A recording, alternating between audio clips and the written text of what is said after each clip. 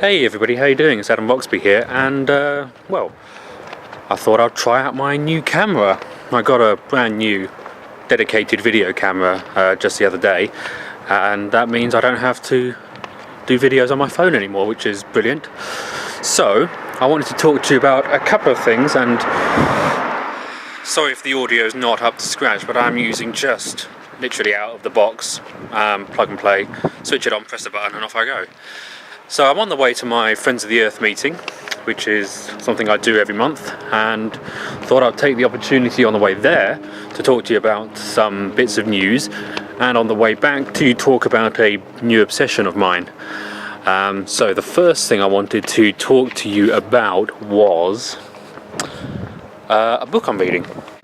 So this book, basically, as you know, because I'm walking to a Friends of the Earth environmental meeting, I'm quite concerned about the environment, and I wanted to look around for reasons to be cheerful as the sun goes. And I came across a book which seems to, although I've just read the introduction, seems to address some of that.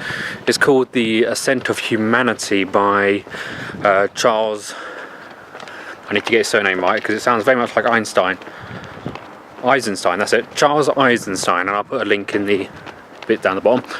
And basically what it seems to, from what I can gather from the introduction, it seems to talk about how we are fundamentally disconnected from nature.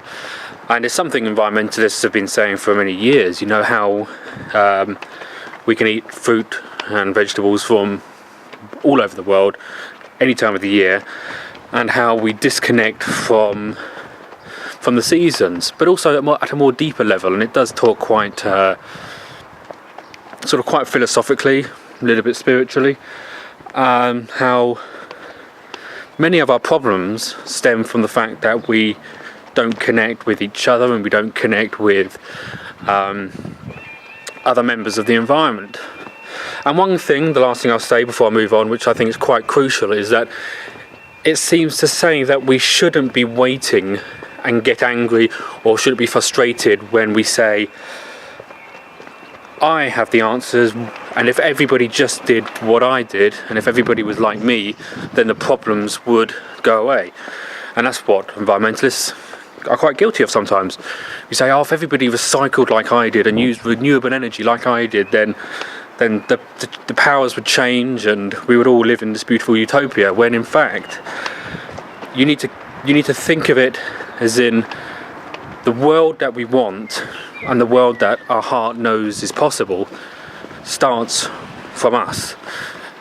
So the change of your own perception is like a stone on water, and the wave of positivity radiates from that. So I might talk about it a little bit more in the future, or maybe I won't. Anyway, so something else I wanted to talk about. Since doing a lot of this audio blogging and stuff like that, I've decided to get a little bit less, just a tiny bit, a little bit less sanctimonious with my videos.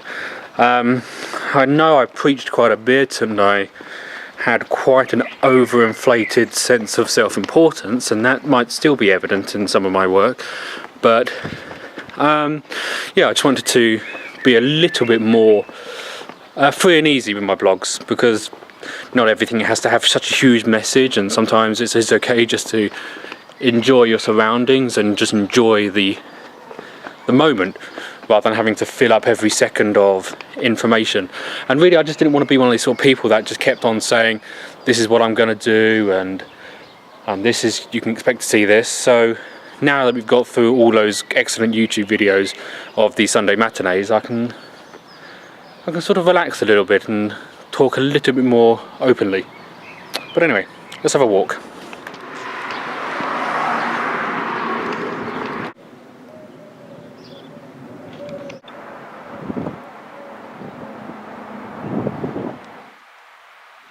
Yeah, so I did a few silly art shots, but anyway, the other thing I wanted to talk to you, that was it.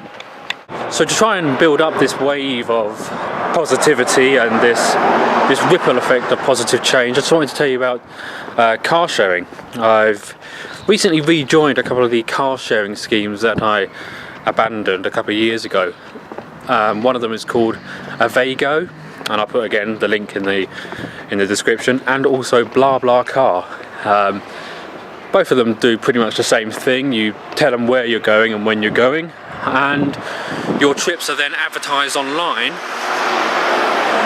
for everyone to see, and people can just pick up your trips as and when they want.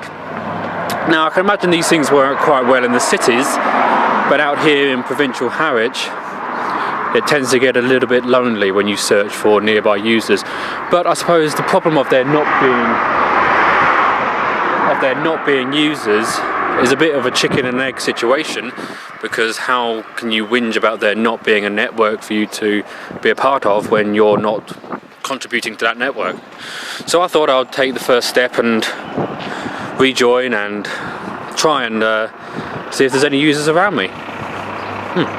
Nearly here. Wow.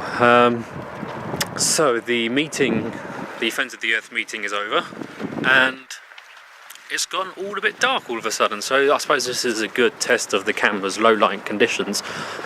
I do love Friends of the Earth as an organisation. I'm glad that now they've moved away from the doom and gloom mongers that maybe they were in the past, and they've gone to more of a solutions-based organisations. Because quite rightly people were saying it's all very well you signposting all these problems, but what is it you intend to do about it? What can somebody do? And so it's all about promoting things and offering solutions to some of these big environmental problems. So I'll be audio blogging probably about stuff like that, so be sure to check out my website. And also check out Harwich, foe.co.uk, where you can see some of the stuff that's going on. Now, I said I would be talking about my new obsession, and I hate waste. I can't stand it. And the thing that annoys me the most, probably, is when you're walking down the street and you see litter, and you see things that could have easily been put in the bin or recycled. So I bought myself a little waste grabber, which I haven't got with me today because, you know, I'm walking down the street with a camera, so how much more weird do I want to look? But what I do have is a little carrier bag, and if I do come across any bits of recyclable waste, I mean easy stuff you can recycle like cans or paper or you know, bottles, stuff like that, I'll be picking them up and I'll be popping them in my recycling bins at home. So I thought I'd do an interesting experiment to see just how many I come across in the 5-10 minute walk home, and yeah, we'll have a look. And we'll also have a little look at Harwich by night. Okay, I don't know if you can see this. There's my first bit. Can and a bottle. And another can.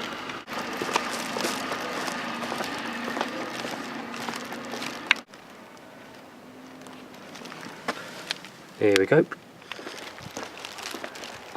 So it's not going too badly, and I suppose the reason why I do this and don't just let a road sweeper do it sometime in the future, for two reasons really.